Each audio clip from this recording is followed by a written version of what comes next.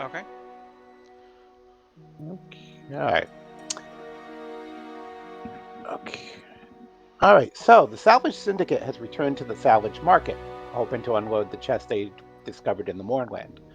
However, before they reach a deal with the goblin patron Bellalur, a threat is broadcast by the leader of a troop of invaders, amplified to deliver a message to the outpost. Turn over the Oracle of War, or everyone in the outpost will be slain. With their recent encounters with two different rival salvage crews, the party is looking a bit worse for wear. In fact, immediately noticed by Bella Lure. She recommends they visit Mother Johanna at the Chapel of the Silver Flame for some healing before attempting to face off against the invaders. Her daughter Garunda recommends that the syndicate try to pick off the invaders one at a time, a feat potentially made easier by the fact that the invaders have fanned out across the outpost. With this advice, the two goblins quickly disperse. Melody, who's remained relatively unharmed, chooses to remain at the market to repair her construct, while the rest of the party visits the chapel to receive whatever healing Mother Johanna can spare. The syndicate regroups and begin to make their way into the outpost. They are making their way towards the southern end of the outpost when suddenly one of the invaders, a hulking ogre, crashes through the wall of one of the nearest homes and attacks. The ogre is huge and is brutal in its attacks, but it is also slow and clumsy. The party take their hits, but together they are able to defeat the ogre, leaving its body in a heap on the street as they quickly move away from the area, heading back towards the northern end of the outpost. Along the way, they encounter one of the outpost's residents who says that if you can help him reach his shop, he has a large net that could help you in encountering the invaders. The party make their way through the back streets and alleys of the town, and emerge on the northernmost street. Entering the man's shop, the party is provided with the promised net. As they depart the shop, they notice a dwarf man huddling in the shelter of the theater's awning with some children. Through a series of pantomime he requests aid in getting himself and his children to his residence at the bakery. As the party steps into the street to help the dwarf, they are ambushed by the orc wearing clawed gauntlets on his hands. This foe is vicious, dealing out severe wounds and nearly taking Killian out, were it not for the timely intervention of a recent ally. The Warforged member of the Grey Dog, Sprocket, fires down into the melee from a nearby rooftop. Furious at having been wounded, the orc uses its claws to rapidly climb the side of the building and attack Sprocket. The party watches in horror as with a series of rapid fire blows, the orc slices through Sprocket's organic components, killing the Warforged immediately. As the orc resumes his attack on the party, their grief fuels their attacks, and they quickly take the orc down, cutting the number of the invaders down to 4 remaining. As their enemy lies dead at their feet, the syndicate can only wonder, what next? Okay, so that's where we pick up. So the clawed orc is still at your feet. Sprocket's body is on top of the nearby building up on the roof. And the dwarf man with the two kids is still kind of huddled in shelter, uh, kind of close to where Caron is at this moment. So, what would you like to do? Did Mario gain a life during that explanation? What was that? Did what? Was I the only one that heard like the Mario 1-up sound I heard it. during that? I think it's something from his music streaming. Uh, I didn't. I don't think I heard. I mean, I heard something, but I don't think it was the. It Didn't wasn't understand it. exactly the Mario one up, but I mean it wasn't no. that far off. Anyway, Okay. So, what would you like to do? Is there I guess a I map could. to share, like a town Oh, map? Oh, yeah. yep. I forgot to do that part. Sharing. Here we go. Sharing is caring. Let's see. So we're right after killing the guy. Okay. In that case, I think we should probably gather the guy and his children and get out, because I refuse to believe that none of them heard any of what just happened, and they're going to be coming to this exact location. Okay.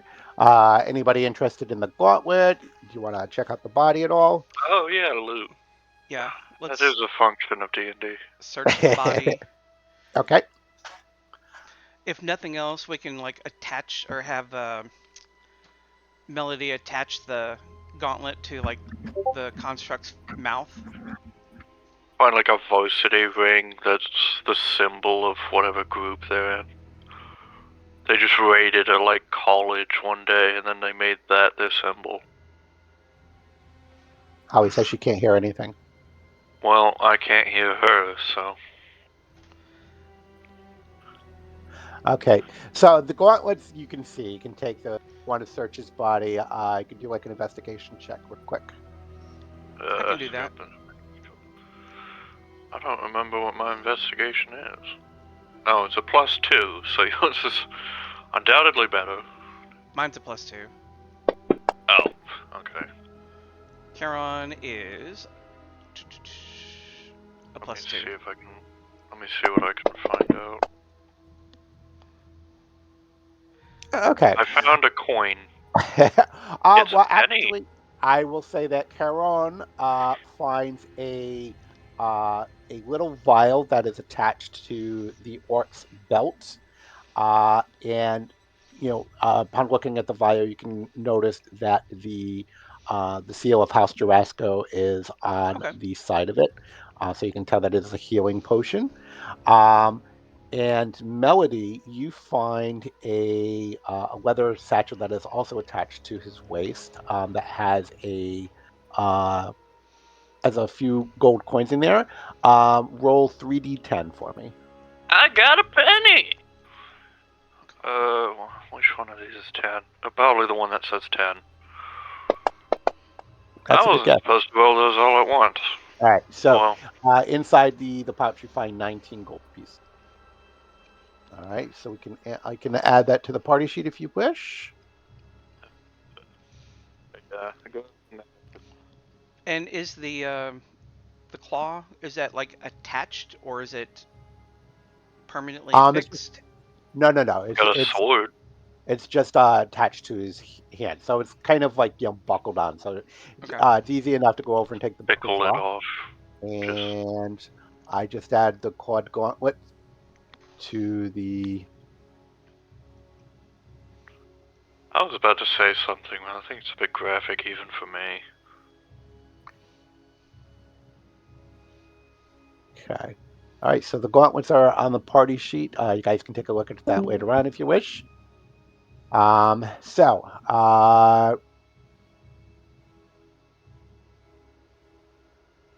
Okay, so what are you doing? I think Holly was reconnecting. So do we know where any of the other insurgents are? At this moment, you do not. Actually, this reminds me. Get my timer.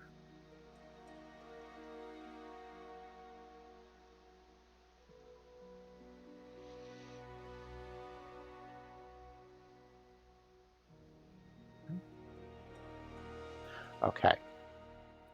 So no, but you do hear some a crash like some distance away, followed by the sound of another scream. Another person has died. For some reason, I thought that was Holly for a second.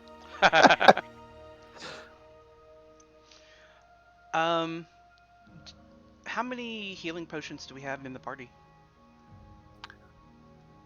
Probably, like, at least Charon has one. Yeah, it's like whatever healing potions you have are whatever each of you might be carrying, plus the one that you just picked up.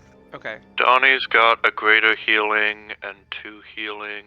I have got a greater healing, but that's it. Oh, and actually, let me drop this on to Killian the has sheet. 2 healing potions. He'll go ahead and drink them. Okay. I'll be right back. I'm gonna troubleshoot Holly's audio. Okay. All right. So, and the potion that you picked up just now, that's also a potion of greater healing. So,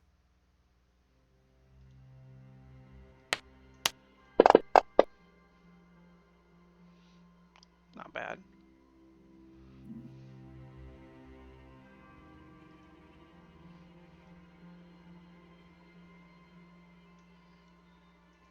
that brings you down to 8 wounds. Not bad. No, it's because you're muted.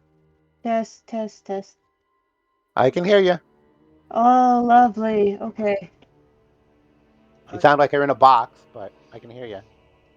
Yeah, yeah, this is a fantastic sound quality. I can't edit my wounds. I don't know why. Maybe you have to apply it? I I don't return, know. having done nothing. I got you.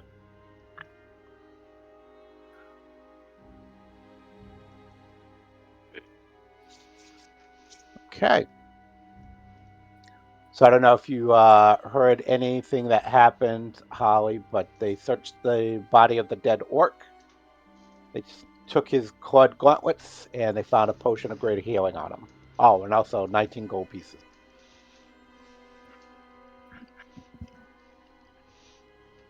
Are we still near the temple? You actually, you're not too far, but Sister Johanna is tapped. Okay. Actually, that reminds me. Nope.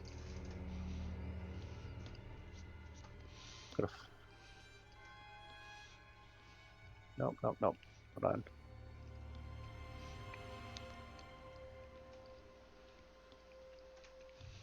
There we go. What's that? All right. So so you guys have this available to you. All right. So where you are is, I believe. Oh, I know where you are.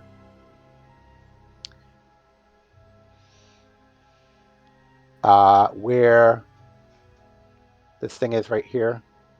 That's where you are right now.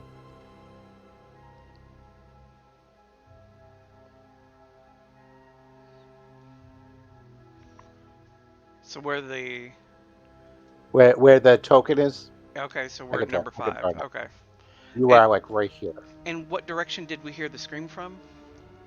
Like probably to the south. Okay. Then I say we head towards the direction of the scream as an indicator of Okay. where trouble is. We have Okay. what, 4 more? It's about 4 more. The dwarf, it was looking to get to. So the dwarf is right here. All right, and he was looking to get here without being Okay. messed with. So, and he's got like 2 little kids with him. And he like kind of like looks over the top of like a box, kind of checking to see if the coast is clear. Kind of looks at you questioningly. So what do you want to do?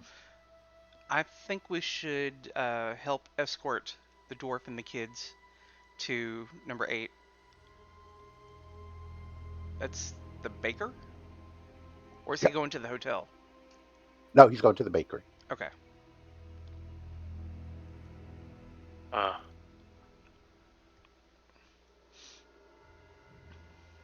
Okay. So you go and you grab the dwarf and the kids. You can start ushering them down the street. Yeah. Okay, so I'm gonna have you guys roll a quick stealth check. Oh, I'm fucked.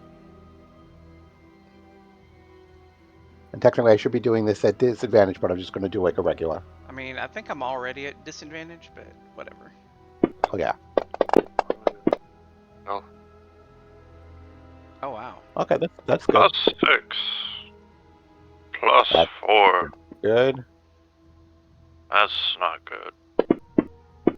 Could be worse. Like that. Like that. Okay. All right. So you quickly lead the kid and the dwarf father like Astrid, you pick up like one of the little kids, and you kind of hold.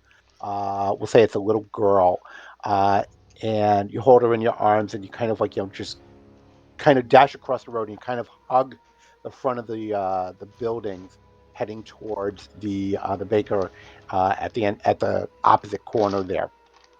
Um, as you start to kind of get towards the end of the street, right where Second Avenue and Main Street kind of meet up, uh, the little boy ends up kind of tripping over a rock, uh, and it goes clattering down the street. But you are like within like 5 feet of the door of the bakery, and you all manage to dash in and close the door and kind of like duck down as you hear the sound of this odd kind of clattering noise.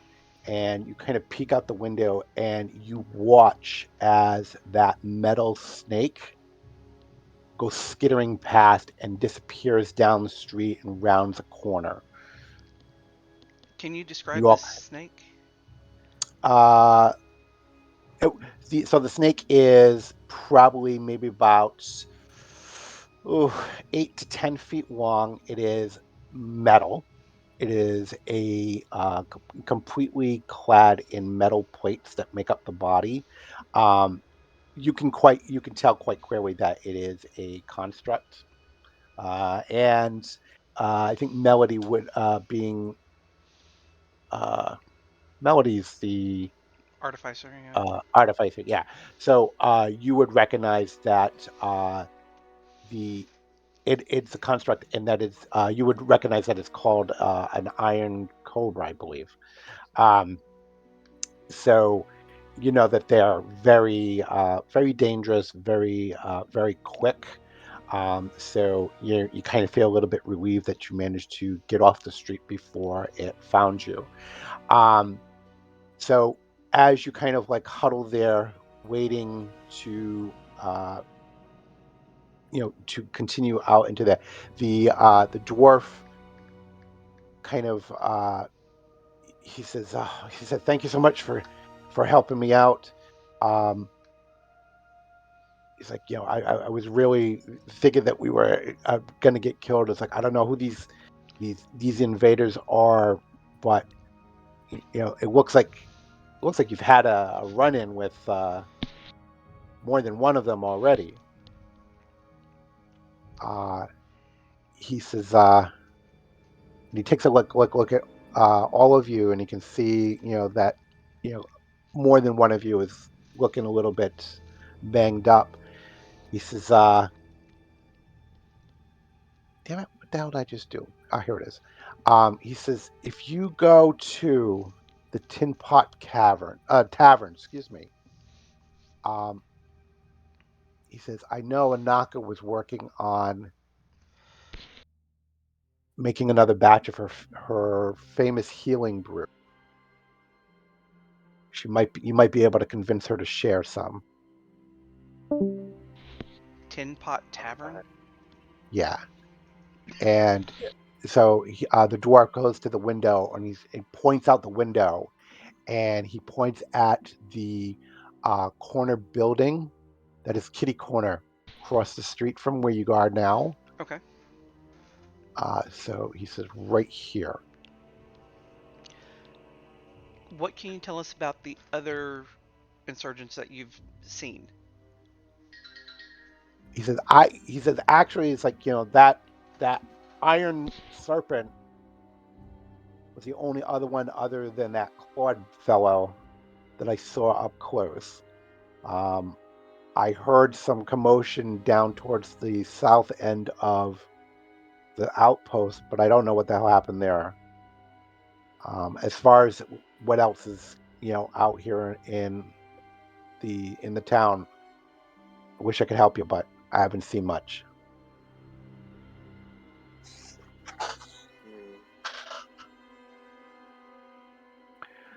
So and the dwarf kind of like goes to like the back of the building, and he opens up like a door to another room in the back, and he kind of looks in, and you can see that there's like a kind of a look of relief that kind of passes his face as he is embraced by a female dwarf who is carrying a small child in her arms, and you know he hugs her tight, and the two little kids kind of go run to the woman, and they kind of like hug her around the legs and everything. Uh, so the dwarf says, "You have my thanks for getting me home. Um, I wish I had more I could give you, but I think your best bet is to go talk to Annika and see if she'll give you some of that healing brew." I think that's what we should do too. What do y'all think? That works for me. I think Holly's still having issue with her audio. She left the call again. What? Never mind, her computer apparently completely shut off. Oh no! Well, that sucks. Yeah, I might have to go check on